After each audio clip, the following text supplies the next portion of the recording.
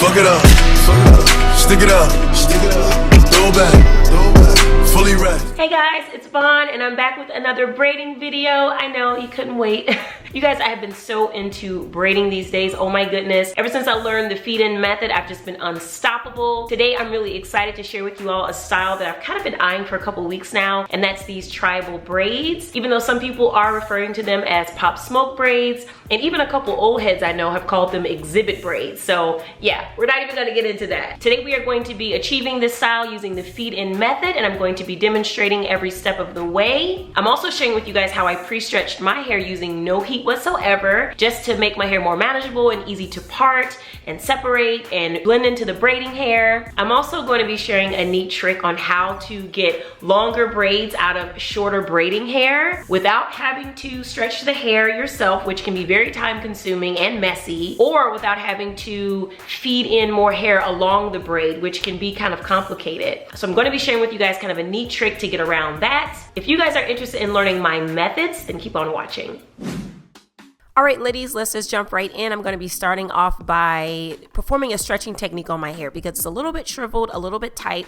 So I'm just going to grab all of my materials. We're going to be using rubber bands today for this method because I don't have any elastic bands and I can't get to a beauty supply to get any. So I'm using what I have. And you'll probably notice that there's going to be a lot of improvising in today's video. So just stay tuned. So I'm starting off by just wetting the hair because that's going to make it more pliable. I'm going to be applying my Texture by Cantu defining cream. I really love using this on my hair when I'm trying to elongate because it does a really good job doing that. Starting off detangling and applying my rubber band. Now I'm going to put the rubber band on down low because I want that stretch at the root. I don't want any definition up there and I don't want anything making it more difficult for me to part. So that's why I'm pulling it down low. Applying these rubber bands to my hair like this is obviously going to make it stretch because it's not going to have any room to shrink and shrivel, which is what's going to cause the tight curls and make things more difficult for me with braiding. Let me just say once more, you would definitely want to use the ouchless elastic bands for this method, but I didn't have any, so I'm using what I have.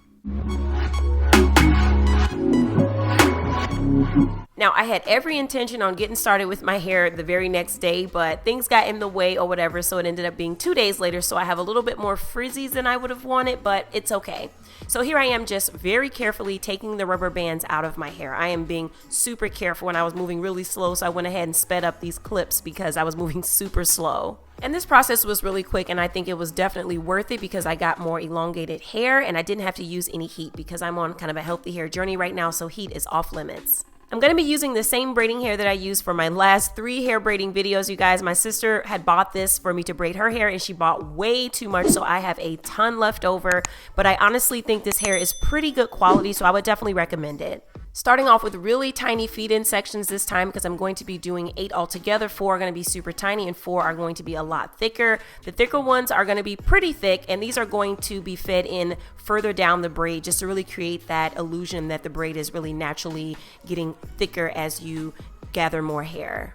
So yeah, adding in 8 sections of feed-in hair makes these a little bit more labor intensive than probably any of the other tutorials I've shared on here, but it'll be worth it, you'll see. But yeah, as I'm getting started with these parts, I can tell you already that this is so much easier than before with really parting and separating the hair. I'm so glad I took the time to do this. Definitely want to have your hair be stretched, and I'm so glad I didn't have to use any heat. Taking my time with this middle part, it's the main one and it's super noticeable, plus it defines where all the other braids go. So I am actually really checking it to make sure it's straight. If you'll excuse me, I'm gonna go look in the mirror just to double check and I can confirm it looks good. I'm gonna be using my Got to Be edge tamer for today's video because I ran out of my first touchdown edge tamer, but honestly I was excited because I wanted to give this a try. It smells so good.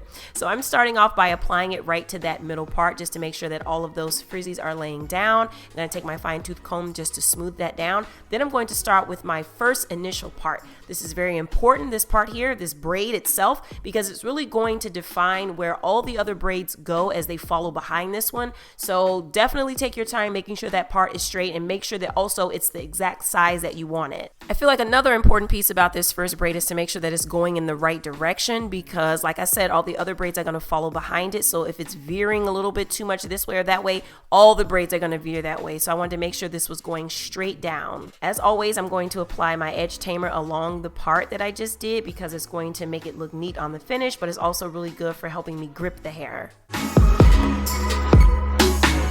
I'm going to apply some of that defining cream to the ends of my hair. That's really going to help with blending. Now I'm going to start off with my rat tail comb and separate a little section right at the top. This is going to help me grip only a little bit of hair, and it really makes it look a lot neater, because if you're like me, sometimes I grab a little bit too much on the start. So this helps me just get very little, and it helps with making it look uniform if you do it the same way for every single braid.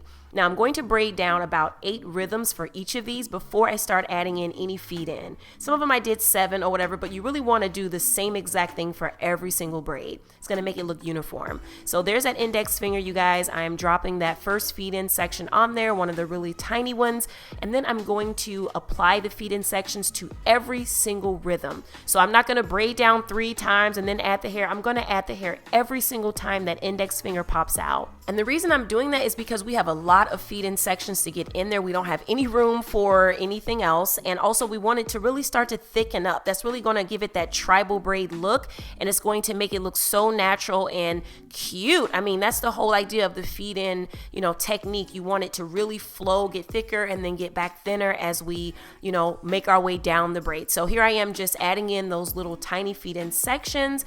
I believe that was the 4th one. Now we're going to start adding in that thicker section. So it's going to be 4. Here we go. 4 of the thicker ones that we're going to finish off the braid with. This is actually the only part of the video where I didn't speed up the braiding, because I really wanted to show you guys in real time, how much time this would take to actually execute. These braids altogether took just around 3 hours, because, like I said, it's kind of labor intensive with all of the feed in sections. Plus, you really want to be careful with those parts. And you guys know me with the parting, that takes the longest. But while you're doing these, you have to have a lot going on with your fingers. You have to really be gripping the hair from the front. You have to be gripping the hair from the back, because you don't want to lose out on any neatness. You're already braiding to the side, which is a little bit more difficult than braiding straight back. So you really need to take your time so you can make sure you're grabbing all of the hairs in the proper way.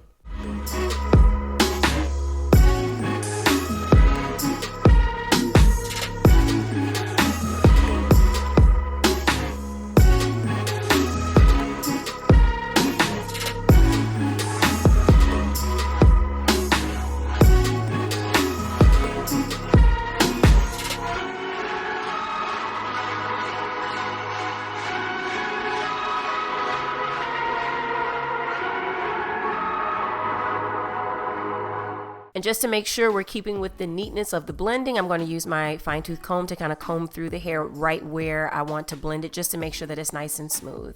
Now here's a tidying up trick that I like to do just to finish off each of the braids. I like to use the end of my rat tail comb to tuck in any loose hairs that may have gotten away from me. Now this is only going to work with minor errors, it just keeps you from having to redo the braid for something small, but if you make a huge mistake, you obviously want to do the braid over. For this next braid, I'm going to switch over to the other side and do it there. I'm not going to go in one single row, because this is going to be the best chance of me getting these braids super even, because I want to make sure that they're going to be hidden exactly at the same spot on each side.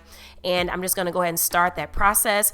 Now, you guys, when I did this braid, okay, first of all, both of the braids you see here are both going to be done over, because once I finished this braid, I loved it and everything. The technique and everything turned out nice, but I didn't really care for the length. It wasn't quite long enough, and I started to think of ways that I can, do a cheat code and make this hair a little bit longer, because honestly, I'm just really feeling the thigh length, the hip bone length. So the way this hack works, ladies and gentlemen, is all about how you grip the feed in section. And I'm going to show you in 1 second, but I wanted to give you guys a quick view of how much longer the braid became after I tried this hack. So this is what we do. All braiding hair has a natural bend, right? And that's where you normally grab it to start your braid. But in this instance, you're going to grab it further down. When you do that, you still have all the tools you need to create a braid, but it's just forced to be longer. And you still have control over how much longer, because depending on where you grip the hair to begin your braid, you can choose to go all the way down like I did, or you can go somewhere a little bit closer to that natural bend to make it not so long.